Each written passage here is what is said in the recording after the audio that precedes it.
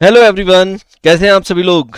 उम्मीद है आप सभी लोग बहुत अच्छे होंगे। आप सभी का बहुत बहुत स्वागत है आपके अपने यूट्यूब चैनल प्रशांत चतुर्वेदी पर। और एग्जाम की डेट आ नहीं रही है, पता नहीं कब एग्जाम होगा। सबका सवाल यही है आज की डेट में कि एग्जाम होगा कब। कहीं एयरपोर्ट अथॉरिटी ऑफ इंडिया भूल तो नहीं गई कि एग्जाम डेट भी अनाउंस करनी थी। तो देखते हैं कब तक अनाउंस करती है। कोरोना के केस दोबारा से फिर से बढ़ने लगे हैं, पता नहीं क्या होने वाला है।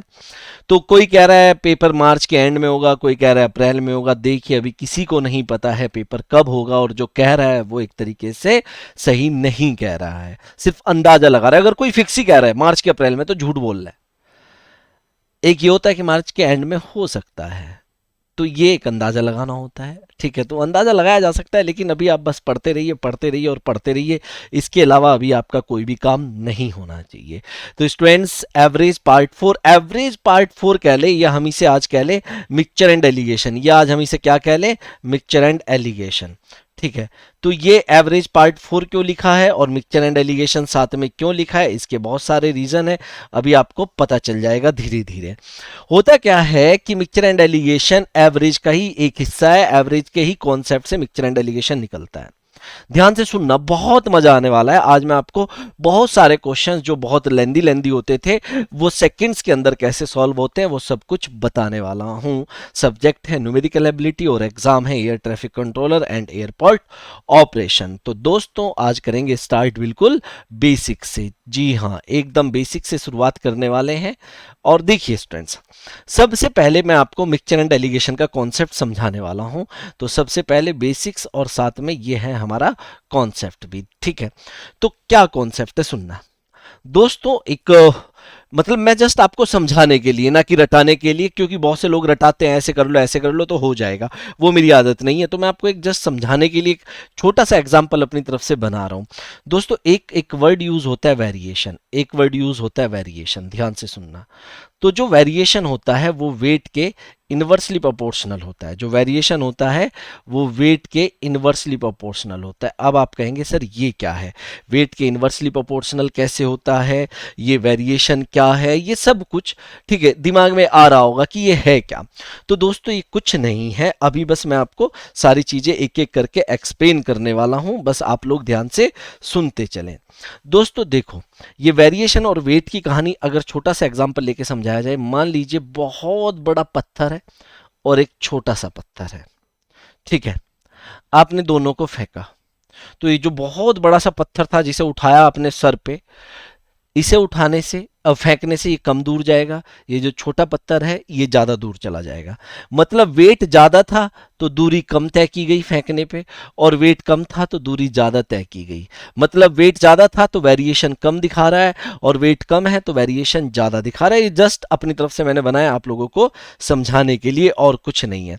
तो दोस्तों, अगर मैं आपको कहूं कि भैया वेरिएशन, दो वेरिएशन है जिनका रेशियो आपको दिया गया एक्स अनुपात वाई, एक्स रेशियो वाई, तो वेट का जो रेशियो होगा वो कितना हो जाएगा, वाई रेशियो एक्स। अभी आप समझना ध्यान से, बस इतना आपको पता होना चाहिए।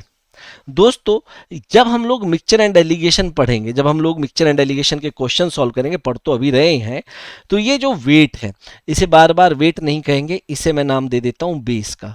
और ये बेस मैं शुरुआत से ही आपको पढ़ाते हुए आया हूं, इसे मैंने नाम दे दिया किसका, बेस का नाम दे दिया। और आपको एक बात पता है, जब भी बात फ्रैक्शन की होती है, न्यूमरेटर अपॉन डिनोमिनेटर की, तो मैंने आप लोगों को बताया हुआ है कि बेस हमेशा कहाँ आता है, डिनोमिनेटर में आता है। अभी बहुत लोगों को मोटी मोटी कहानी समझ में नहीं आई कि ये है क्या। आप एक बात ध्यान से सुनो। देखो, अगर मैं आप लोगों को कहूं कि भैया ये एवरेज मार्क्स होता क्या है, अगर मैं आपको जस्ट ये कहूं,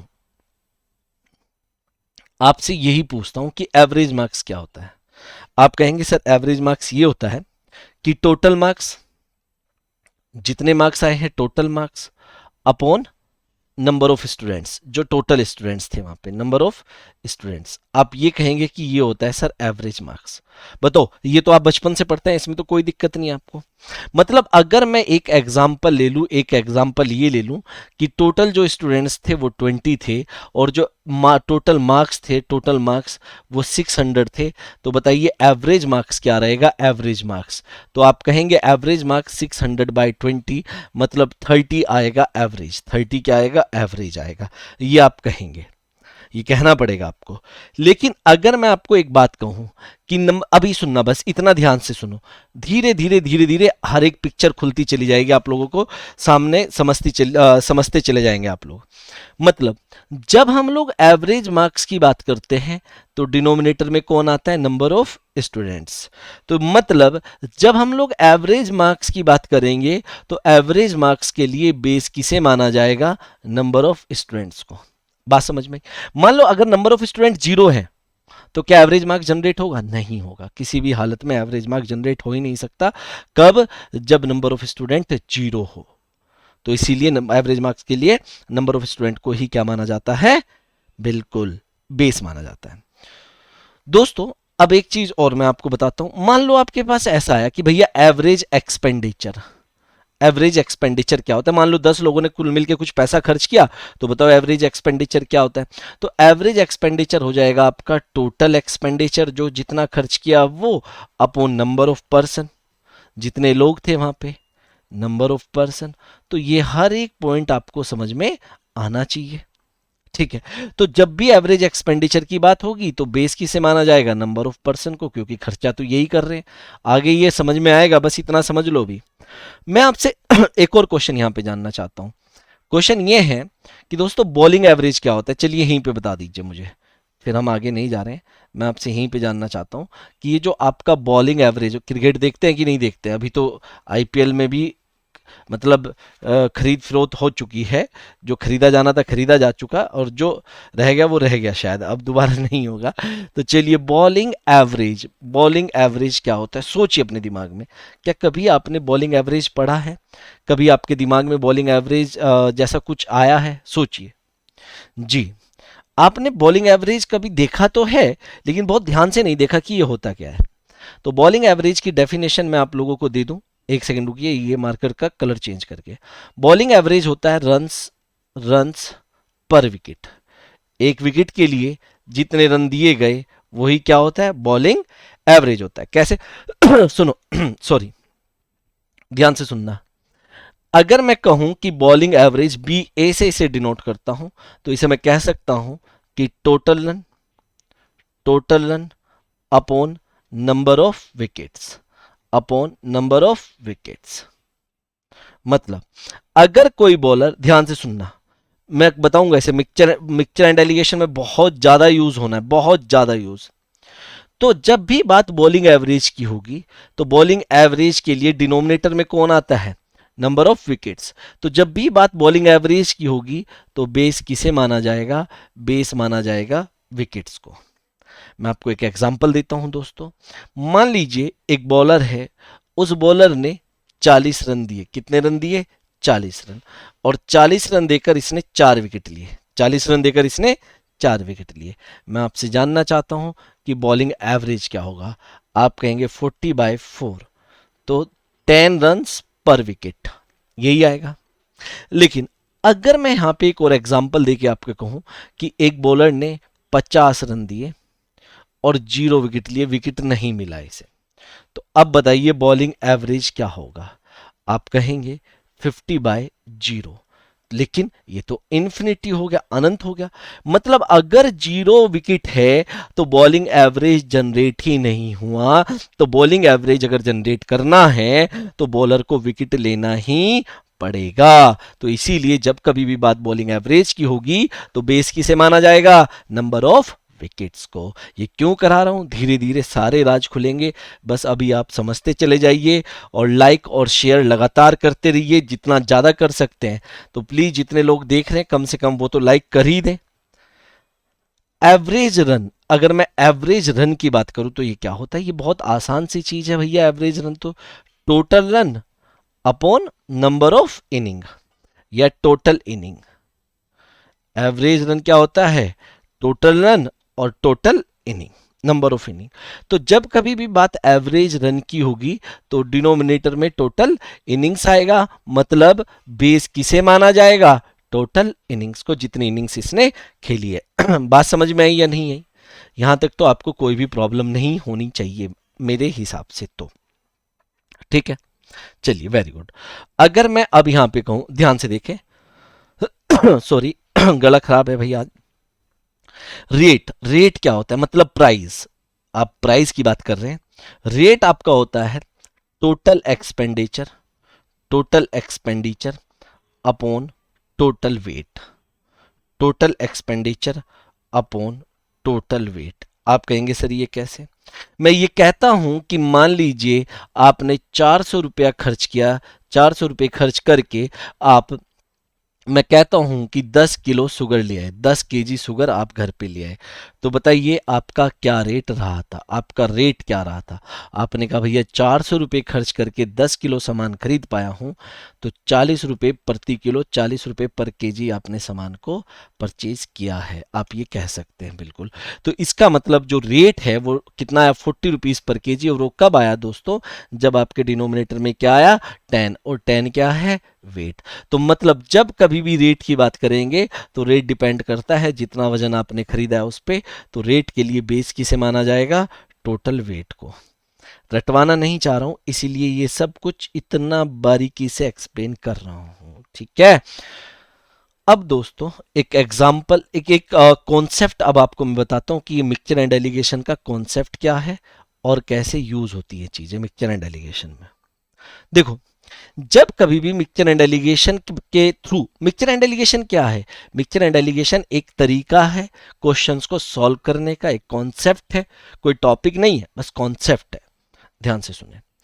तो मान लेता हूं मैं, देखो जब कभी भी मिक्सचर एंड एलिगेशन यूज करना है तो उसकी एक कंडीशन होती है, हमारे पास 3 इस तरह की वैल्यूज होनी चाहिए। ध्यान से सुनना, बस ये समझ में आ गया तो फिर मेरे लिए बहुत ईजी हो जाएगा काम, ठीक है।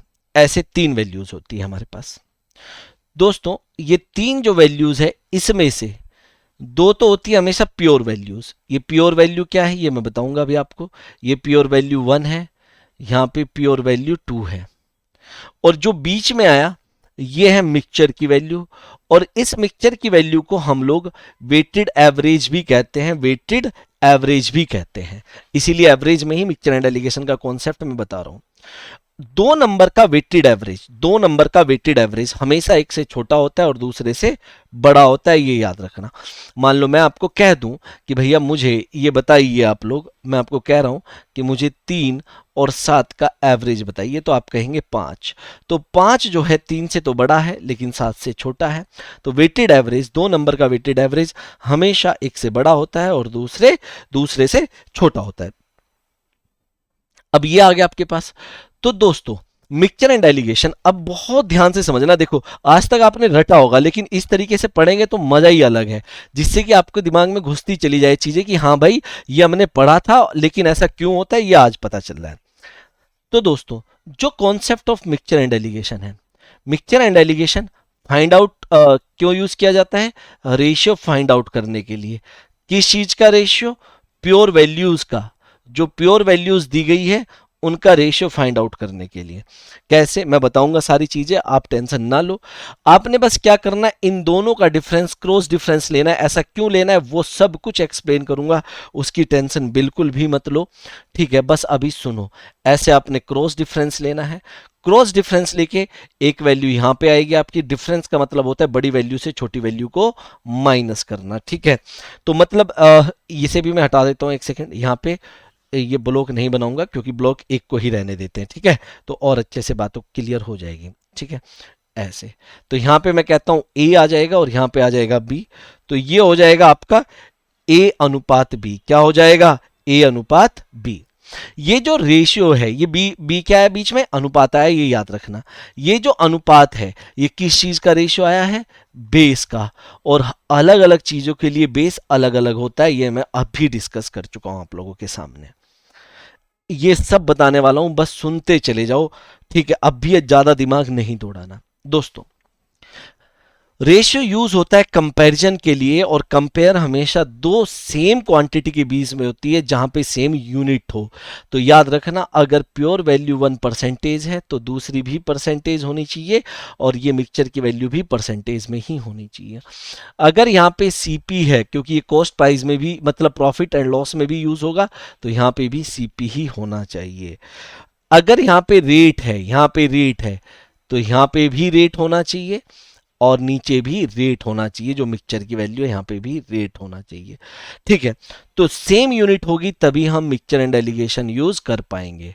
और ये क्रॉस डिफरेंस लेने की प्रक्रिया और रेशियो निकालने का तरीका जो है, प्रोसीजर, यही मिक्सचर एंड एलिगेशन कहलाता है। अब आप सुनो ये ऐसा है क्या, सुनना ध्यान से, बहुत ध्यान से। एक एग्जाम्पल समझते हैं इसके लिए। आप दुकान पे गए और आपने दुकान वाले को कहा कि मुझे राइस दिखा दे भैया, कौन कौन से राइस है। आप मान लीजिए रेंट पे रह रहे हैं, पढ़ाई कर रहे हैं, घर पे खाना बनना है, खुद ही बनाना है, तो ज़्यादातर क्या करते हैं, लड़के ज़्यादातर वो सोचते चलो चावल बना के खा लेते हैं यार, सबसे आसान है। ठीक है, तो आप राइस लेने दुकान पर चले गए। ठीक है, दुकान पर गए और आपने दुकान वाले को कहा कि बताइए जी क्या क्या भाव है आपके पास, ये चावल किस रेट के दिए हैं। तब आप क्या करते हैं, वो आपको दिखाते हैं जी सर एक तो 30 रुपीज पर केजी का है, बहुत बढ़िया राइस है, इसे ले लीजिए। आप कहेंगे नहीं नहीं दूसरा दिखा। वो कहेगा छोटू दूसरा ला निकाल के। और गए सर ये देखिए 50 रुपीज पर केजी का महंगे वाला बहुत बढ़िया राइस मैं आप लोगों के लिए है, बस इसे रखना है, गैस चलानी है, खुद ही बन जाएगा। आप कहेंगे अब आपने क्या कहा, मैंने पहले ही कहा ये दो बोरों में अलग अलग भर के रखा हुआ था, ये इस बोरे में भर के रखा है इस टाइप का, इस क्वालिटी का, और ये इस बोरे में भर के रखा है। आपने कहा यार 30 रुपए वाला तो अच्छा नहीं लग रहा है और 50 रुपए वाला बहुत महंगा है। तो आप उसे कह रहे हो कि भाई तू ऐसा कर, क्योंकि आप तो मतलब ना दिमागी है, आपका मैथ बहुत अच्छा है, ठीक है, तो आपकी कैलकुलेशन अच्छी है, बाहर रह के हिसाब लगाना आप सीख ही जाते हैं अच्छे से, कितना खर्चा करना है कितना नहीं। तो आपने उसे कहा कि भाई ऐसा कर, एक्स के जी तो इसका मिला, कुछ वेट कहा उसे, और वाई के जी इसका मिला। ठीक है, और इन सबको मिला के एक तीसरे बोरे में भर दे, एक तीसरे बोरे में भर। ठीक, अब ये बता ये जो तीसरा बोरा आया है, ठीक है, तीसरी पॉलिथीन में आया है, इसे क्या भाव देगा। तो दुकान वाले ने अपना हिसाब लगाया और उसने कहा कि सर ठीक है मैंने दोनों को मिला दिया है, और जो मिक्सचर बना है वो 45 रुपीज पर केजी में आपको मिल जाएगा। ये मिक्सचर आपको 45 रुपीज पर केजी में मिल जाएगा। अब क्वेश्चन ये है कि आपने जो x क्वांटिटी इसके लिए और y क्वांटिटी इसके लिए, तो x और y का क्या रेशियो रहा होगा। क्वेश्चन ये है कि जो क्वांटिटीज आपने लिए हैं उनका रेशियो क्या रहा होगा। तो दोस्तों आप देखो क्या करने वाले हो, ध्यान से सुनना, बहुत बहुत ध्यान से। होता क्या है, देखो ये 30 रुपीज पर केजी का था, लेकिन मिक्स करके कितने का बिका, 45 का। तो अगर मैं यहाँ पे वेरिएशन की बात करूं, देखो ध्यान से सुनना, क्योंकि मैं बार बार वेरिएशन की बात नहीं करूंगा। तो इसके साथ वेरिएशन कितने का दिखाया इसने, 15 का वेरिएशन दिखाया। और ये 50 का था लेकिन मिक्स होके 45 का गया, तो इसके साथ वेरिएशन कितने का दिखाया, 5 का दिखाया। बात समझ में आ रही है। तो अगर मैं यहाँ पे वेरिएशन के रेशियो की बात करूं तो 15:5 आएगा। तो क्वांटिटी का रेशियो उल्टा आ जाएगा, कितना, 5:15। बात समझ में आ रही है नहीं आ रही है। तो इसीलिए दोस्तों हम लोग कहते हैं कि हमेशा क्रॉस डिफरेंस लेते हैं। तो क्रॉस डिफरेंस बड़ी वैल्यू से छोटी को माइनस करना, और मैंने आपको बताया था ये जो वैल्यू होती है ये वेटेड एवरेज होता है। वेटेड एवरेज हमेशा एक से छोटा होता है और दूसरे से बड़ा। तो 45 30 से बड़ा है और 50 से छोटा है। जब हम डिफरेंस लेते हैं तो बड़ी वैल्यू से छोटी वैल्यू को माइनस करते हैं। 45 से 30 गया तो कितना बचा, 15, और यहाँ पे 50 से 45 गया तो कितना बचा, 5। दोस्तों अब एक चीज और, ये जो a है ये प्योर वैल्यू 1 के नीचे आया तो ये इसे शो करेगा, b प्योर वैल्यू 2 के नीचे आया तो ये इसकी क्वांटिटी को शो करेगा। ठीक है, तो यहां पे क्या आया, अगर मैं यहां पे कहूं टोटल फाइनल रेशियो कितना बन रहा है, बिल्कुल सही बात है भाई, एक सेकेंड, 1:3 ये अनुपात आएगा, ये रेशियो आएगा, हमेशा याद रखना। अब ये जो रेशियो आया किस चीज का आया, ये रेशियो आया बेस का। और बेस किसे माना जाता है, कब, आपने मिक्सचर एंड एलिगेशन किया किस में यूज, रेट में। यहां पे रेट था, यहां पे रेट था, और यहां पे भी रेट था। और रेट के लिए मैंने आपको बताया हुआ क्या होता है, रेट के लिए total expenditure upon total weight. तो ये जो रेशियो आया वेट का है, मतलब 30 रुपीज पर केजी का 1 पार्ट लिया और 50 रुपीज पर केजी का 3 पार्ट लिया। इन केस ये x रेशियो y आ चुका है 1:3। इन केस अगर ये कहा जाता कि भैया टोटल 12 केजी चावल लेकर आप चले आए पूरे महीने का राशन उठा के, तो बताओ 30 रुपीज पर केजी का कितना लिया था और 50 का कितना। तो ये जो आपका है 12 रुपीज पर केजी, तो आप इस 12 रुपीज पर केजी को इस रेशियो में डिवाइड कर दो 1:3 में। तो ये कितना हुआ 4, 4 हुआ 1 + 3, और ये कितना हो गया 12। तो 4 की वैल्यू अगर 12 है तो 1 पार्ट की वैल्यू कितनी आ जाएगी 3, और 1 पार्ट की वैल्यू 3 है तो 3 पार्ट की वैल्यू कितनी आ जाएगी 9, और 1 पार्ट की वैल्यू तो 3 आ चुकी है। मतलब 3 किलो तो ये लिया गया और 9 किलो ये लिया गया। ये कॉन्सेप्ट होता है आपका मिक्सचर एंड एलिगेशन का, और इस पे मैं बहुत सारे क्वेश्चन आपको कराने वाला हूँ। यकीन मानिए मजा आ जाएगा आपको, यकीन मानिए आपको मजा आएगा। क्लियर हुआ? Very good. तो दोस्तों अब क्वेश्चंस हम करेंगे तो आपको धीरे धीरे धीरे धीरे सारी कहानी समझ में आने लगेगी। धीरे धीरे, एकदम से समझ में नहीं आएगी, लेकिन धीरे धीरे जरूर आएगी। चलिए स्टार्ट करें। एक चीज और करते हैं, ध्यान से देखेंगे आप लोग, ध्यान से। मान लो मैं आपको एक यहां पे जस्ट एक एग्जांपल देता हूं, एक एग्जांपल। यहां पे तो x है मान लो, यहां पे आपका 90 है, और यहां पे आपका x-5 है, बस ये है। तो आप रेशियो कैसे लिखेंगे, बस इतना सोचो, आप रेशियो कैसे लिखेंगे। आपको एक बात समझ में आनी चाहिए, मैंने आपको अभी बताया, मैंने क्या बताया कि ये जो बीच में वैल्यू है वेटेड एवरेज जिसे हम लोग कह रहे हैं, मिक्सचर की वैल्यू जिसे हम लोग कह रहे हैं, ये हमेशा एक से छोटी होती है और दूसरे से बड़ी होती है। ये x है, ये 90 है। तो आप बीच में क्या देख रहे हो, क्या है x-5। तो x-5 मतलब इस x में से अगर कुछ माइनस हुआ तो इससे छोटा हो जाएगा, और प्लस हुआ तो x से बड़ा हो जाएगा। लेकिन ये माइनस हुआ है, तो x-5 x से तो छोटा है लेकिन 90 से बड़ा है, x से छोटा है और 90 से बड़ा है। तो जब मैं इनका डिफरेंस लूंगा, मैं बार बार कह रहा हूं डिफरेंस का मतलब बड़ी वैल्यू से छोटी को माइनस करना, तो मैं x में से माइनस करूंगा x-5, तो x-x+5, क्योंकि माइनस के अंदर मल्टीप्लाई हुई तो प्लस हो जाएगा, तो यहां पे तो आ जाएगा 5। इन दोनों का डिफरेंस। अब देखो बड़ा कौन है भैया, देखो ये x-5 अगर इससे छोटा है तो इससे बड़ा रहा होगा, और बड़ा रहा होगा तो डिफरेंस क्या लेंगे, x-5 में से 90 को माइनस कर देंगे तो x-95, तो यहां पे आएगा x-95। बाकी मैं बताऊंगा आगे कि ऐसा क्यों किया, ये मैं क्यों समझा रहा हूं, ये सब चीजें धीरे धीरे धीरे धीरे आगे बताता रहूंगा, डोंट वरी। अब आप एक बात और बताइए, एक एग्जांपल और समझ लीजिए, फिर आपको बहुत आसानी रहेगी सारी चीजों में। ये a है, यहां पे b है। दोस्तों अगर ये x है और यहां पे मैं कहता हूं 100 है, और ये आपको दिया हुआ x+9, तो बताइए आप इनका रेशियो क्या लिखेंगे, डिफरेंस कैसे लेंगे, किस में से किसे माइनस करके डिफरेंस लेंगे। आपको एक बात समझ में आनी चाहिए, यहां पे क्या समझ में आना चाहिए कि ये जो x में प्लस हुआ है कुछ ना कुछ, तो इससे बड़ा हो गया लेकिन इससे छोटा होगा। बात समझ में आ रही है नहीं भाई, x+9 हुआ है, जो भी ये वैल्यू रही होगी, ये जो वेटेड एवरेज है मिक्सचर की वैल्यू है, x से तो बड़ी है और 100 से छोटी है, क्योंकि x में प्लस हुआ है कुछ। तो जब ये x से बड़ी है तो अब की बार x+9 में से -x होगा, बड़ी वैल्यू से छोटी को माइनस करेंगे, तो कितना आ जाएगा यहाँ पे 9, तो ये तो आएगा 9। दूसरा यहाँ पे अब की बार क्या हुआ, 100 बड़ा है, तो 100 में से माइनस करेंगे, क्या माइनस करेंगे, x-9, सॉरी x+9, तो कितना हो जाएगा 91 - x, तो यहां पे आएगा 91 - x। आई होप इतनी बात आप लोगों को मैं समझा पाया हूं, मुझे उम्मीद है कि ये चीजें आप लोग समझ पाए हैं। ये रेशियो आएगा। अब ये किसकी क्वांटिटी को शो करेगा, ए की, और ये किसकी क्वांटिटी को शो करेगा, बी की। मुझे उम्मीद है यहां तक तो आपको दिक्कत नहीं है, आपको समझ में आ गया होगा। आगे चलते हैं, ध्यान से क्वेश्चन को पढ़ते हैं। ये पहला क्वेश्चन आप लोगों के सामने है, कहने के लिए एवरेज का क्वेश्चन है लेकिन सॉल्व करना है मिक्सचर एंड एलिगेशन से। The average of marks scored, the average of marks scored by कितने 250 students of A class is 54। हमारे पास टोटल 250 स्टूडेंट्स है, जिसमें बॉयज भी है और गर्ल्स भी है। इनके टोटल ये 250 स्टूडेंट्स हैं, 250 स्टूडेंट्स हैं, और इनका जो एवरेज मार्क्स आया, ये तो टोटल स्टूडेंट्स हो गए। अब बात करेंगे एवरेज मार्क्स की। तो बॉयज प्लस गर्ल्स का जो एवरेज मार्क्स है वो 54 है। आगे क्या लिखा है, the average of marks of the girls in the class is 80। जो गर्ल्स है उनका एवरेज मार्क्स कितना है, 80 है।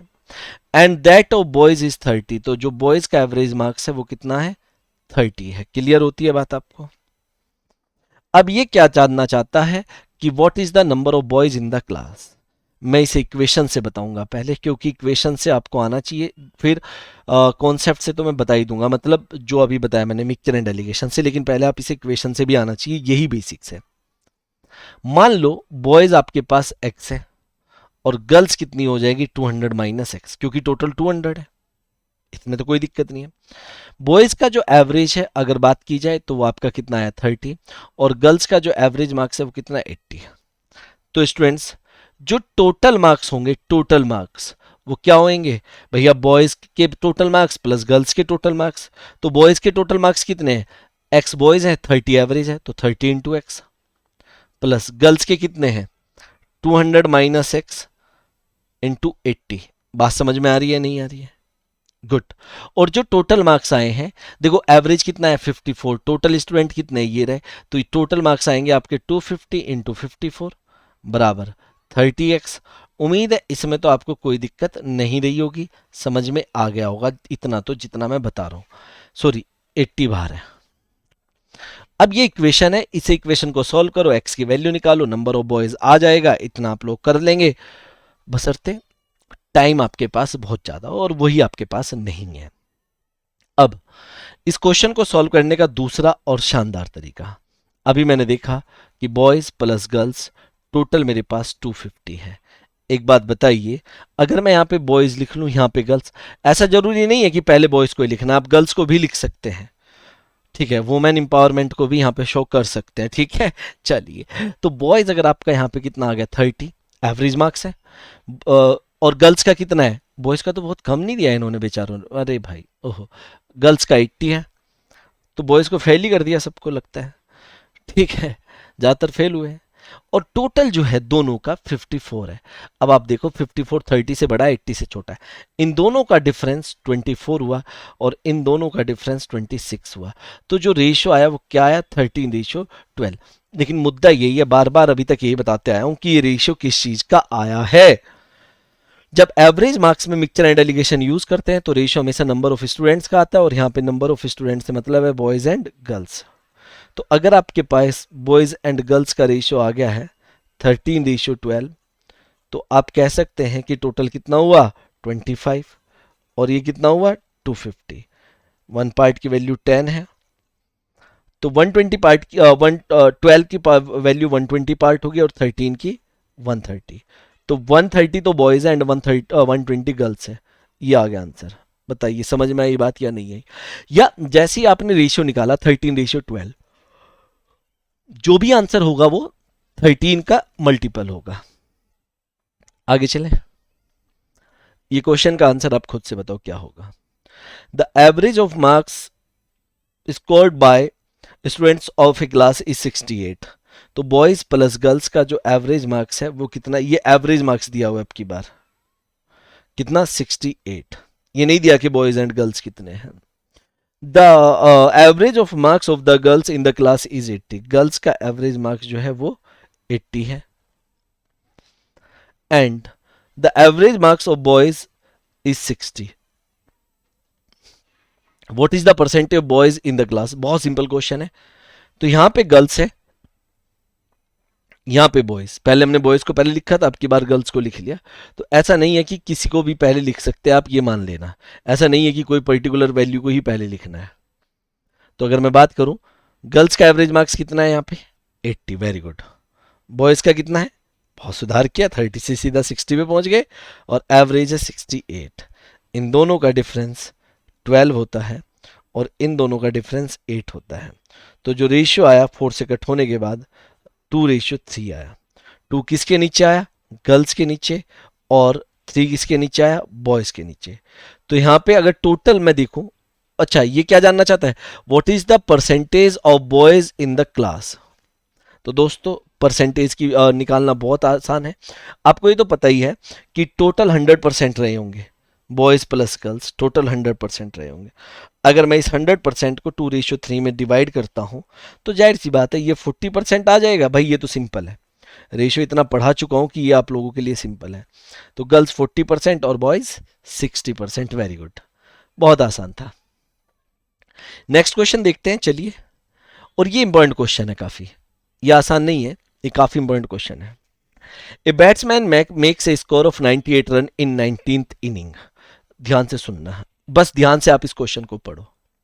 And thus increase his average by 4, what is his average after 19th inning. Video को पॉज करो और खुद से सॉल्व करने की कोशिश करो। चलिए, मुझे उम्मीद है कि आपने वीडियो पॉज किया होगा और क्वेश्चन को सॉल्व किया होगा। इसके 3 मेथड बताऊंगा। मेथड 1, ध्यान से सुनना, मेथड 1 क्या है। अगर आप किसी भी क्वेश्चन को इक्वेशन के थ्रू सॉल्व करना सीख जाते हैं तो शॉर्टकट तो आपको आ ही जाएगा। मेरा काम है आप इक्वेशन से सीख जाओ, बस शॉर्टकट भी बताऊंगा मैं, ऐसी बात नहीं है। अब एक बात सोचो कैसे करना है। मैं ये कहता हूं कि आफ्टर 18th इनिंग, जब उसने 18वीं इनिंग खेली, तब इसका एवरेज एक्स था, तब इसका एवरेज जो था वो एक्स रन था, मतलब हर एक इनिंग में एक्स रन बना रहा था। तो अगर मैं ये कहूं कि total run after 18th inning, total run after 18th inning, ये क्या हो जाएगा, 18 into x sum equals to n into average. आप लोगों ने पढ़ा है, मैंने पढ़ाया है आप लोगों को, ठीक है। पहले तो इसे ऐसे समझ लो ना, फिर शॉर्टकट तो आ ही जाएगा। अब एक बार बताओ, 19th इनिंग में, 19th इनिंग में इसने कितने रन बनाए, 98। अगर मैं 98 भी यहां पे ऐड कर दूं तो total run after after 19th inning,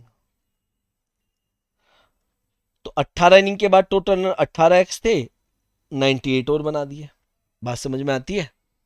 तो ये तो ही इक्वेशन 1, बहुत सिंपल था।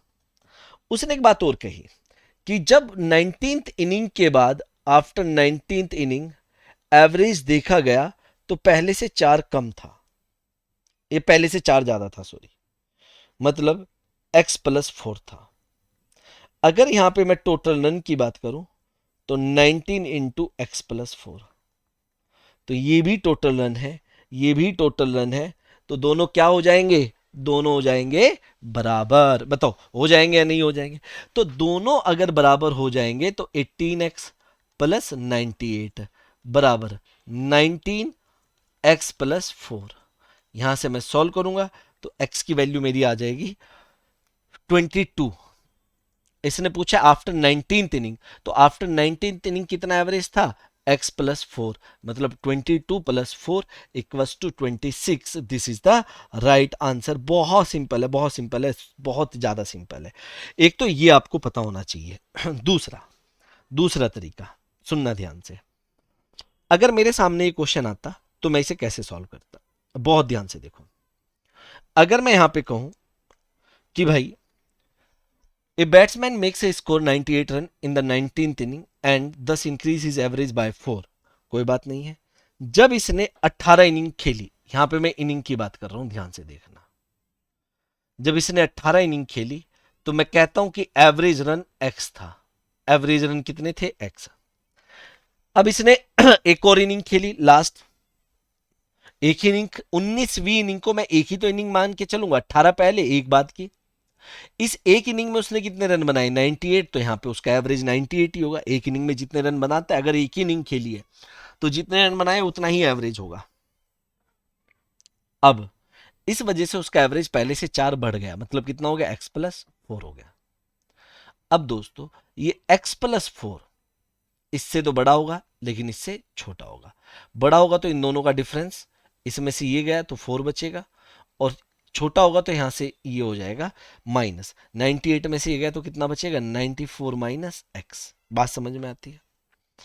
तो ये आता है नंबर ऑफ इनिंग का रेशियो, पहले ही बताया था। और नंबर ऑफ इनिंग का रेशियो ऊपर से आपका कितना आ जाएगा, बताओ, 1:18:1। तो आप इसे ऐसे भी कर सकते हैं, देखो बहुत सारे तरीके होते करने हैं, बहुत इजी है। 94 minus x upon 4 equals to 18/1। आपने क्या किया, इन दोनों को इक्वेट कर दिया, रेशियो को, ये इधर ये इधर। तो 94 माइनस एक्स बराबर 72, तो x की वैल्यू इक्वल्स टू 22। और अगर x की वैल्यू 22 है तो x माइनस एक्स प्लस 4 की वैल्यू 26 हो जाएगी। ये रहा आंसर। क्लियर है या नहीं बताओ? बहुत आसान था। तो आप इसे ऐसे भी कर सकते हो, और भी बहुत सारे तरीके, ऐसी बात नहीं है, लेकिन चलिए ज़्यादा कंफ्यूज नहीं होते हैं। आप इसका आंसर देख के बता सकते हैं, ये मैं आपको एक तरीके से होमवर्क दे रहा हूं भाई। क्वेश्चन पढ़ लो, होमवर्क है। प्लीज प्लीज प्लीज कमेंट में आंसर जरूर बताएं, प्लीज रिक्वेस्ट है। अगर आपको लगता है कि हाँ कुछ अच्छा कॉन्सेप्ट मैं आप लोगों को बता रहा हूं तो प्लीज आगे चले। चलिए स्टूडेंट्स, ये है हमारा बॉलिंग एवरेज। जैसे बैटिंग एवरेज का क्वेश्चन किया, ऐसे ही बॉलिंग एवरेज का क्वेश्चन भी सॉल्व हो जाता है। बस आपको थोड़ा सा सब्र रखना पड़ेगा। कैसे? A man whose bowling average is 24 takes 4 wickets for 40 run. एक आदमी जिसका बॉलिंग एवरेज 24 था, अब उसने क्या किया, 4 विकेट लिए और 40 रन दे दिए। ध्यान से सुनना, बहुत ध्यान से।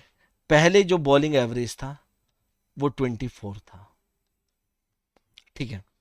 अब उसने लास्ट इनिंग में, और यहां पे जब 24 था तो कितने विकेट लिए थे नहीं पता, मैं कह देता हूं एक्स विकेट लिए थे, ठीक है। अब वो क्या कह रहा है कि लास्ट में उसने 4 विकेट लिए, 40 रन दिए, और उसका जो and thereby decrease his average by 1, और अब उसका बॉलिंग एवरेज 1 से डिक्रीज हो गया क्योंकि परफॉर्मेंस अच्छा किया। The number of wickets taken by him before his last match, before his last match. तो एक बात सुनो, ध्यान से सुनना। अगर मैं टोटल रन की बात करूं, यहां पे टोटल रन कौन से, पुराने वाले, ओल्ड, तो बॉलिंग एवरेज 24 था, विकेट उसने एक्स लिए, मतलब एक विकेट के लिए वो 24 रन ले रहा है, दे रहा है, तो एक्स विकेट के लिए कितने रन दे देगा, 24x रन ये दे देगा, ठीक है।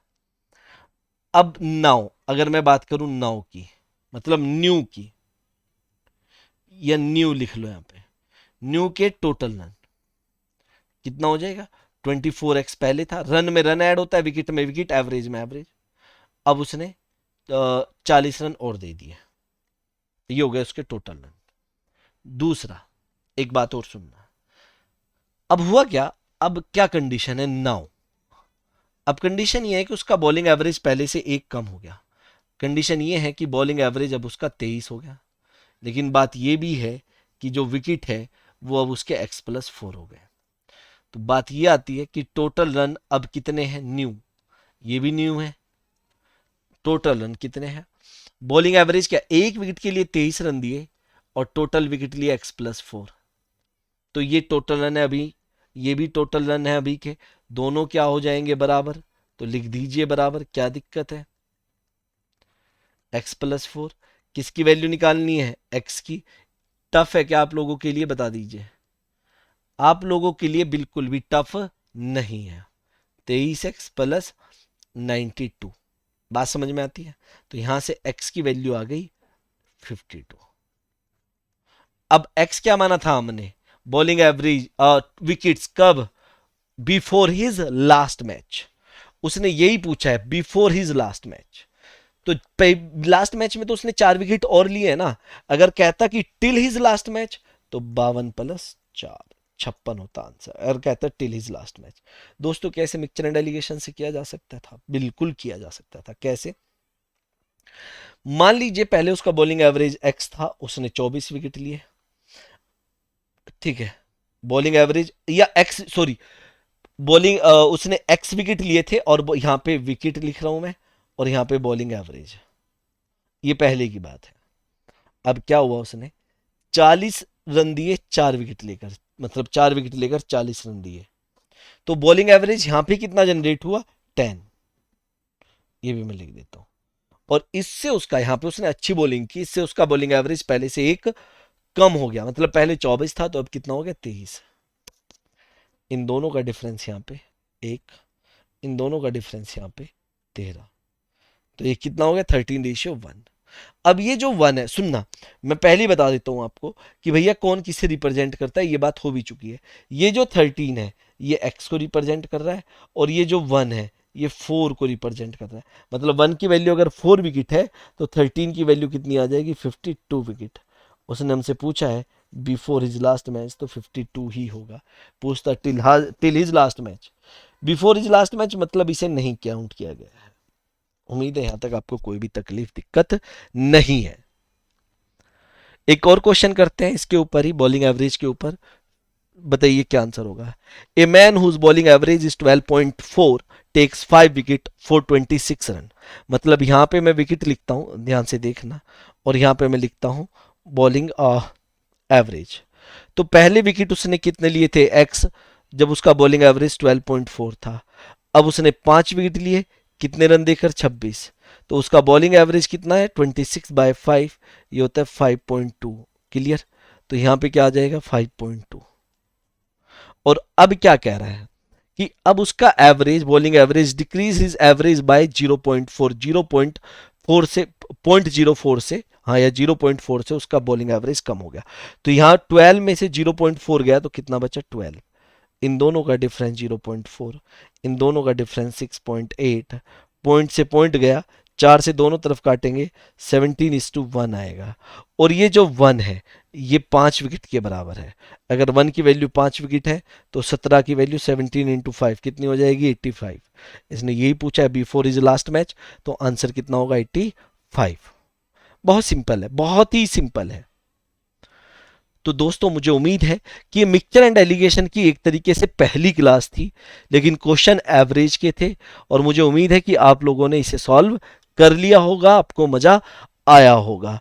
तो अगर आप लोगों को अच्छा लगा और आज कुछ नया सीखने को मिला है तो प्लीज वीडियो को लाइक जरूर करें, शेयर करें। जिसने अभी तक चैनल को सब्सक्राइब नहीं किया वो चैनल को सब्सक्राइब करें, और कोर्स परचेज करने के लिए आप विजिट कर सकते हैं www.aiatcexam.in। डिस्क्रिप्शन में आपको सारे लिंक दिए हुए हैं, आप ऐप भी डाउनलोड कर सकते हैं, और टेलीग्राम से भी नई अपडेशन के लिए टेलीग्राम लिंक से आप टेलीग्राम से जरूर जुड़े। ठीक है, अपना ख्याल रखें, मिलते हैं नेक्स्ट लेक्चर में। Next lecture mixture and allegation का पार्ट 2 होगा, बहुत अच्छा हम लोग करने वाले हैं। Thank you.